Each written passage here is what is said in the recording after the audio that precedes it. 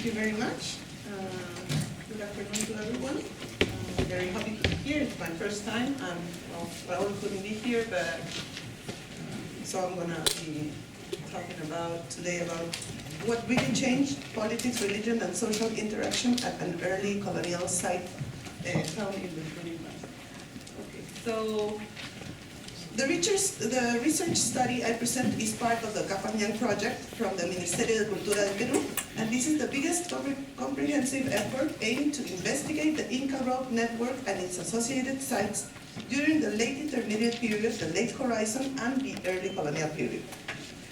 As it has been widely discussed in the literature, the Spanish conquest represented a very complex period in the Andes, in which a new political, economic, and social order was imposed, while local people were already going through a crisis, especially a demographic one that reduced the population at an exorbitant rate even before the Spaniards arrived. Changes during the early stages of the colony can be seen through the archaeological record, where the architecture and material culture reflect a transition period and a resistance of local traditions to subsist beyond these changes. However, there are still only a few studies focusing on this period of time for the Luring Valley. So in this context, I will talk about Jan4, an archaeological site that was built during the second half of the 16th century, and it is an early colonial town that shows syncretic elements in its architecture, probably reflecting this complex transition period. Okay, so here's the site of Jan4. This is the Luring Valley, and it's located approximately 40 kilometers from Pachacama. Here's the Remote Valley and the city of Lima. It's around 2 hours in car from Lima. So what do we know for the late periods in the Luring Valley? We know that it was probably very densely populated in the late pre-Hispanic periods. During the LIP and the late Horizon, the Ichmas and the Incas built and occupied several sites along the valley, such as Pampa de Flores, Tijerales, Panquilma, Huaycán de Cieneguilla, and Moya, among others. And although we have previously proposed that there's some type of variation in the characteristics of the architecture in these sites that probably reflect social and political differences, all of them are multi-component sites. These sites have domestic and public spaces and cemeteries. And also, so this is an example, this is the site of Chontay, and you can see how it has like an agglutinated architecture. This is very similar to what we found in all the sites that I have pointed out here. And in the case of the domestic compounds in all of these sites, they are formed by a series of agglutinated rooms around patios and surrounded by perimeter walls. So here is one example of one of these compounds in Moye. It has a perimeter wall, and then all the rooms agglutinated inside around patios. Okay. So the architecture of Jan4 contrasts with the pattern, and it is unique in this area.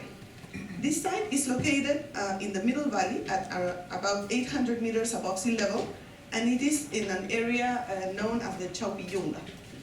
It stands near one of the main roads that form part of the Inca network. The one going, so we can see here the site. I only mark here the road, but it's supposed to continue at least. I'm not sure if it goes this way or this way, but then it goes around this way. But it's only preserved in this area. Okay, so this road that went from Pachacamac to the Inca administrative center of Hatun Sausa, located in the central highlands of Peru. A few meters east, there's another settlement called Avillay. Okay, this is Avillay. This site has at least 2 occupations. One probably dating to the late Horizon. So while Jan4 shows this agglutinated architecture in one of its sectors, in this sector here, which is similar to what we've seen for the rest of the valley, what calls our attention is the presence of these 16 rectangular architectural compounds. They are located along streets, forming a bridge, as well, and also the presence of a church here. So this is this very regular orthogonal pattern does not appear in any other site in the valley, and for us this clearly suggests Spanish origin. Okay, so that's the site here also with the streets. So during 2016, we excavated one of the compounds, compound 9. Actually, we excavated the whole compound for conservation purposes. And then we also put some units, we put a unit here, another one here, here, inside the church, outside, and here near near the plaza. So, what did we find in this excavation? Well, the evidence recovered as well as the architectonic characteristics seem to indicate that the site was built during the second half of the 16th century and probably occupied at least until the first decades of the 17th century. We recorded a maximum of 2 occupational floors in most units. Most of the ceramic material we found correspond to local styles, although we found also early green glazed and Panama style ceramics associated to the occupational floors. We also found some of these beads called the Nueva Cádiz beads, and all of these materials are affiliated to the second half of the 16th century and the first half of the 17th century. So we also found a funerary context at the plaza by the church. So we were excavating actually inside the church, and then we had something that looked like a wall, and we wanted to see if it was if it continued under the church wall. So we opened a small unit outside, and we found this burial. It was in an extended position with the feet crossed and hands over the chest, very similar to colonial burials found at other sites such as Huanukopapa and Hatun's house. So we can see that the site was probably built in 2 moments. So we have 2 orientations, the church and this sector here, and then the 16 compounds in a different orientation. So this might be indicating 2 moments of construction for the site. But also we have as I was saying, we have 2 floors, 2 occupational floors, so probably there's also remodeling of these structures, as we are going to see later. So at least 2 moments inside this sector. And the buildings were remodeled and extended also at least in 2 moments, as I was saying. So another interesting thing about the site is that the area used for the construction of the compounds was carefully planned. The land was divided in 16 rectangles. These rectangles all have the same size, approximately 10 by 24 meters, and even though in some cases the constructions didn't occupy the whole area, none of the other compounds invaded that space. So we can see, for example, 3 examples here. So the rectangle in this case was all these, but it was only built in half of it, but then none of the other houses invaded this space. Actually, the only ones that grew out of this rectangle were these 3, 1, 2, and 3, in this side where there was nothing else, because here we have the hill, so that's like the end of the site.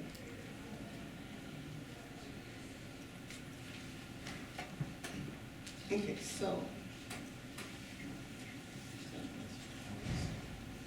Okay, so these domestic compounds contain 1, 2, or 3 houses, each one having its own access to one of the streets. So we have some examples here, and these little arrows are marking the exits, the accesses to the streets. So for example, in this case, there are 2 houses. This would be 1 house, and this would be another house.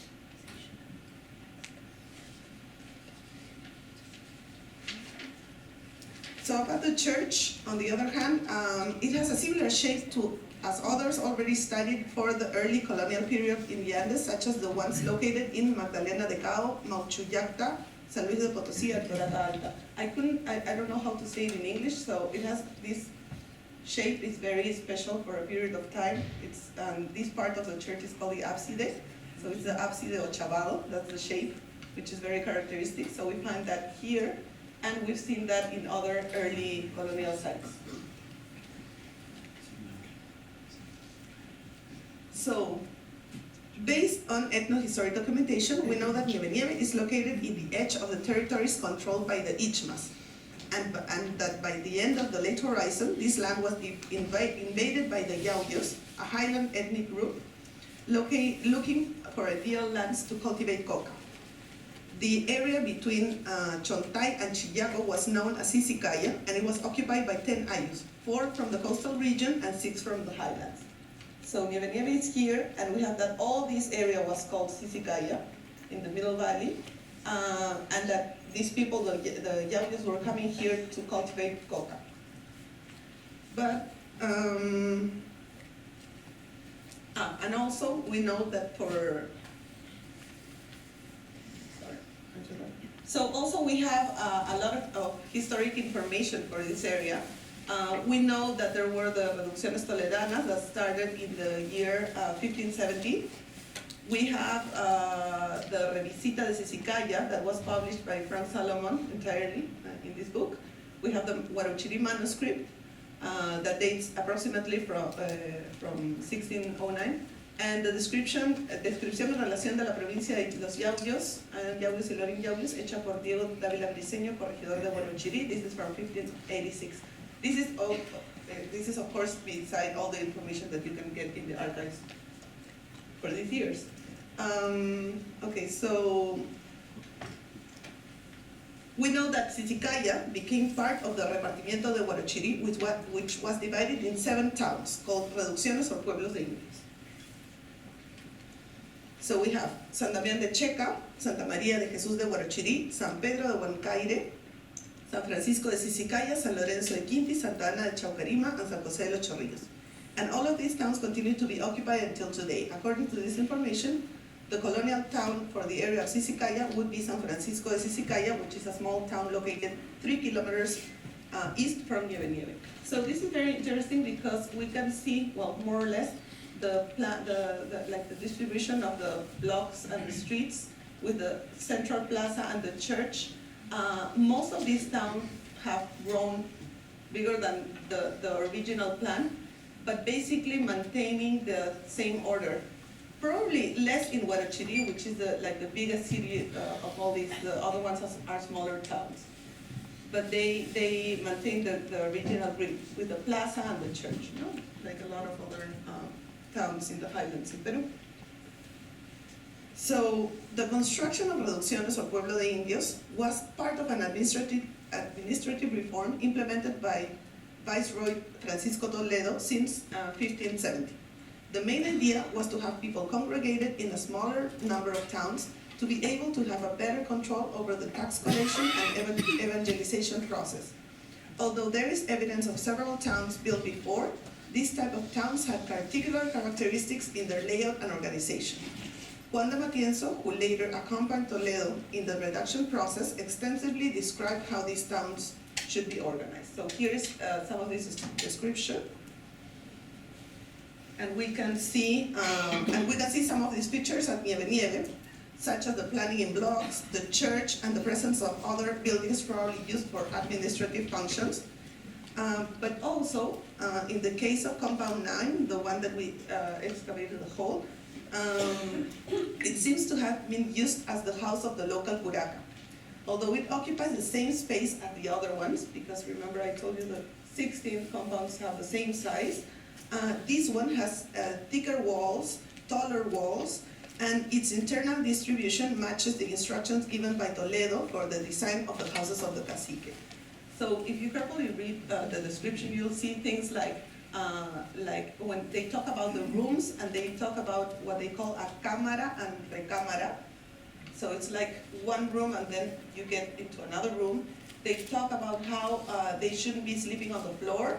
So they have these like little walls on the floor, and we think that they were using these to put maybe some wood on top for sleeping. Also the patios, the kitchen area, etc. Here I'm going to talk about this later because this shows 2 construction moments for the same compound. But although we have all this information, we have not been able to yet to determine the exact time that Nieve was built and occupied. We do know that the name of the site does not appear in any historic record. Formally the Spanish reduction of San Francisco de Sisicaya, and most researchers have proposed that it is located where the modern city of Sisicaya stands, the modern town. So this is very interesting because for us it's obviously a reducción colonial. When we talk about reducciones, we're talking of a very limited time, a very specific time. And then we have this town that is only 3 kilometers away and it has the same name, so obviously everyone thinks that this is a reducción. I haven't been able to excavate this little town. I know, for example, from the church that the bell says 1720, so this is much later. So we're assuming that maybe at some point it moved, but obviously the other one is also a Spanish town. So, however, Nieve would have also been a reducción, as I was saying, maybe built and occupied earlier. We have previously proposed that Nieve may have been the original reducción of San Francisco de Sisicaya, and even that this was the site that was occupied during the Revisita, a census that took place in 1588 and was entirely published by Frank Salom. So based on the details,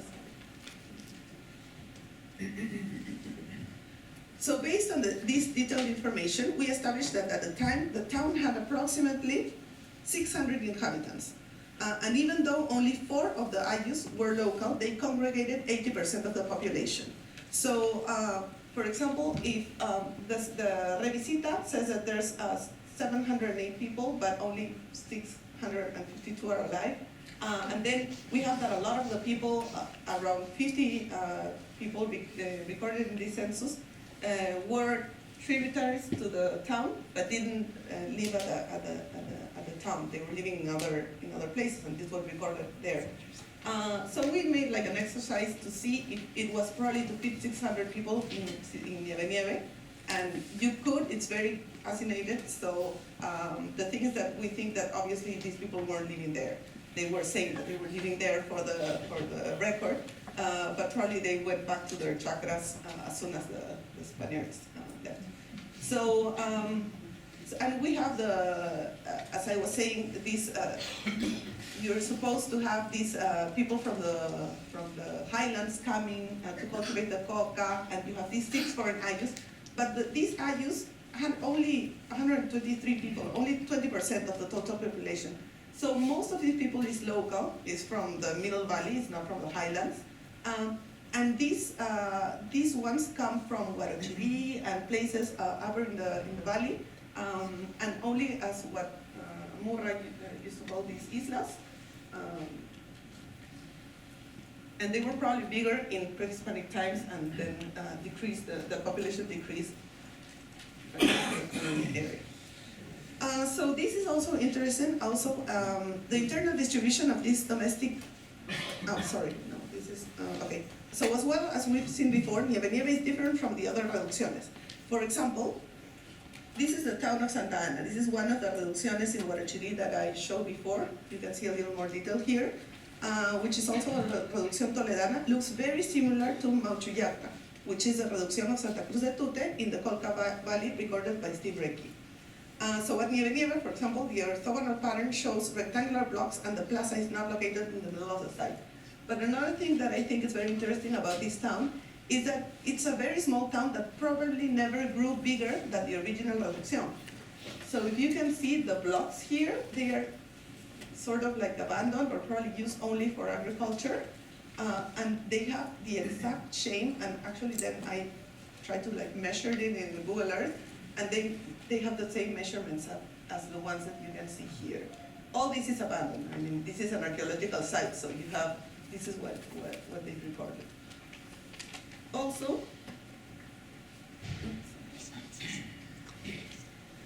the internal distribution of these domestic compounds differ. At Nieve, the compounds do not have space for the chacras. These small agricultural fields used by each family as it was stipulated by Toledo. The structures inside are agglutinated and their pattern looks almost identical to the internal distribution of domestic compounds dated to the late pre-Hispanic periods in other sites of this valley. See? So this is how they look inside, and they look very similar to what we've seen for pre-Hispanic periods. Also, based on historic documentation, we know that a lot of people had their chacras outside of the town, and they moved a lot and were actually living in other towns nearby, and this is recorded in the census. So each compound has at least so each compound has at least one house, and each house is divided in a series of domestic cores formed by rooms distributed around patios. So this is how it's divided. So we think that this difference in the pattern may be due to several reasons. First, Nieve might have been one of the first reducciones built in the repartimiento. However, the most important aspect would be that the site was built and occupied by local people. Even though Toledo established a Spanish administrative system, historic documentation, including the Revisita in 1588, indicate that everyone living at the site was local. The curaca, who at this time was Diego Chauca Guaman, was the head of the largest local ayu in Sisicaya, and the assigned priest only visited from time to time. So as we have seen before, the pattern of the site is mainly Spanish, although internally the architecture reflects a continuity of local traditions, and probably of a way of life and social organization that lasted through the first years of the colony. The only compound that differs from this pattern is the house of the curaca. In this case, while it comprises several aspects from the Toledo instructions, the public spaces within the compound also reminiscence of local traditions. The main patio has a platform on one of its sides.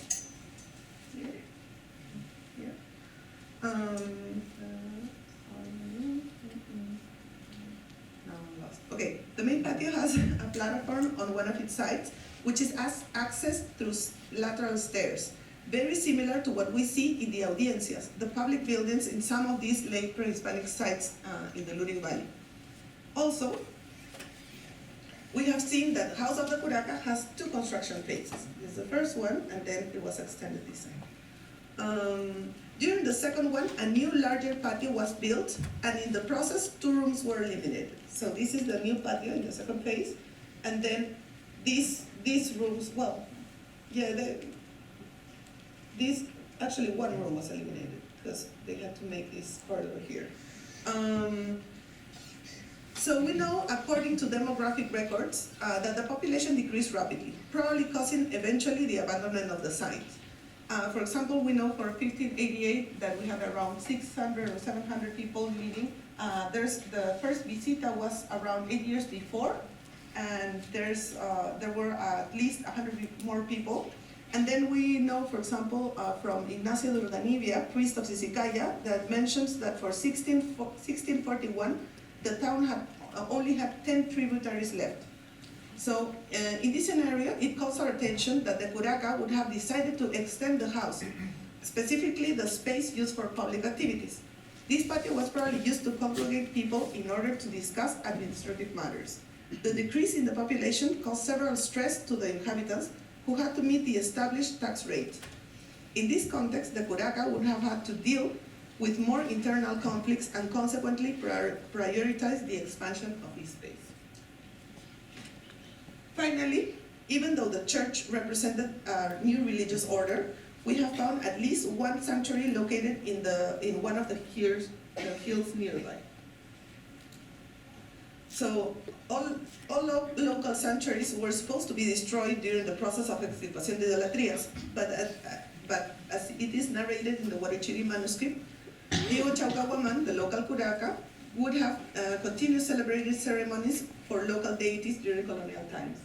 So this is a sanctuary, and it's located here.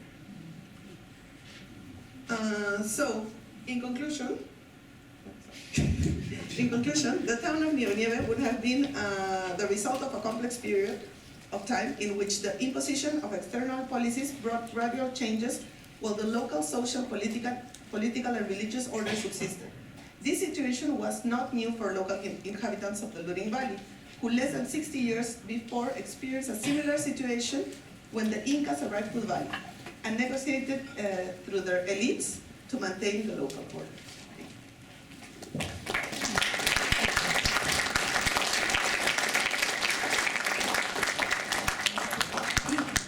about 4 minutes for questions before our next speaker, if anybody has anything.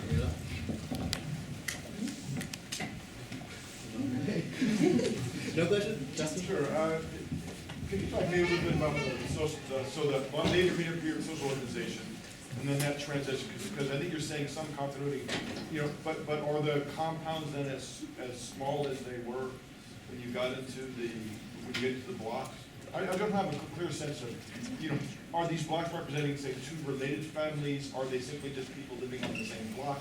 How does that translate to people and how they're living in groups and later intermediate years before the transition to community? Yeah.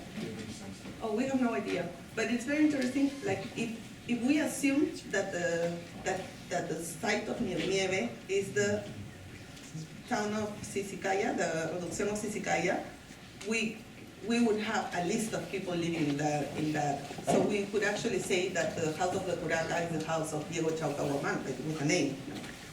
So in that sense, we've made that exercise first to see how many people you can fit in the town, and you could fit the 600, but it's, as I was saying, very fascinated.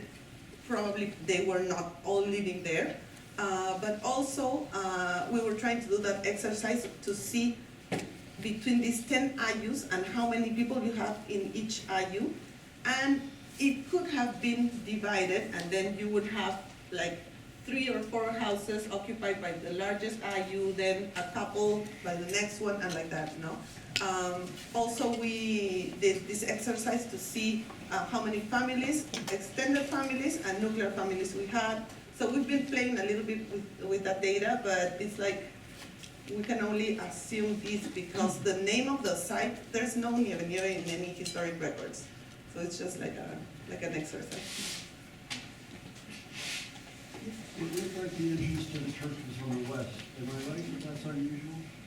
Is that usually on the east? Yes, I think, yeah, on the, no, yeah, it's on the west, it's on the west, you're right. Yeah, and also we're not sure if it has a lateral entrance. I mean, probably it does, but the thing is that that wall was, is not in a very good condition. And when we excavated, because some archaeologists before were saying that this was probably a Jan4 that was turned into a church, but we haven't found any evidence that it was a Jan4. It was built in only in one moment, no? But yeah, the entrance is to the west, and then it has a lateral one that goes to the main plaza. In the area to the south and west, I guess, that looked like it might be an LIP region, did you find different evidence in that zone? Did you excavate in that zone compared to the gridded area? No, actually we didn't find a lot. The whole site doesn't have like a very long occupation, or at least that's what it seems in the excavation. But no, we didn't have a lot of evidence because that's why we excavated there, because we thought that was earlier. But also, if that is earlier, and then you have that and the church were built first, or at least you have that, and then someone came and built the church, and then they built the other compounds, it doesn't make any sense because that style of church is dated to the Reducciones Toledanas, which is 1570s. And then why would the other orthogonal structures look like that and not like the later ones? So. Thank you, Camila.